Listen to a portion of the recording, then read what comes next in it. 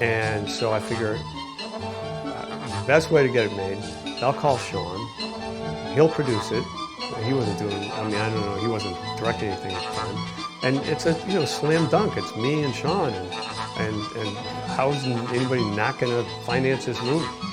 And there was a way to incorporate all these characters in the house too.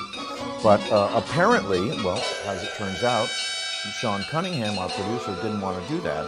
He wanted to make House the name, the title of the film. He wanted to make that the star, and that was going to be the franchise. You know, you start the process rolling. And what a distribution company has to do, it has to produce product.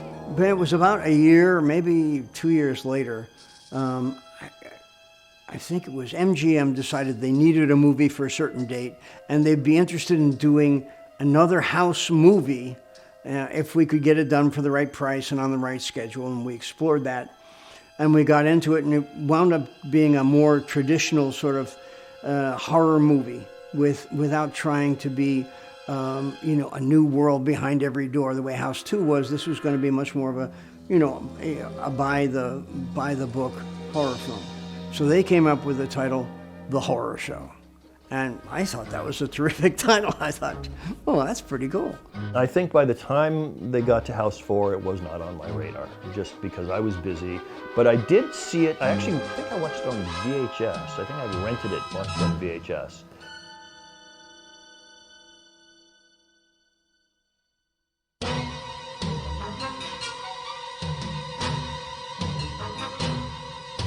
I would say Psycho would be the first slasher film, because that film helped set up the codes and conventions and rules of horror. Some people would date it from Peeping Tom, okay? I would date it from Psycho. That's 1960, the scariest movie I ever saw. Of course, I was like 13, but I mean, you know, under the seat watching it. I think it started with Psycho. I thought, well, okay, at the nucleus of this movie, it is about me. Halloween was another great slasher film. That one was more style, and I think Friday the 13th went right for the blood and guts and boobs, you know, which turned into a whole other, you know, set up a whole new set of rules for like what a slasher film had to have in it. The best way to survive a slasher film, if you're a character in the slasher film, is A, be a kid.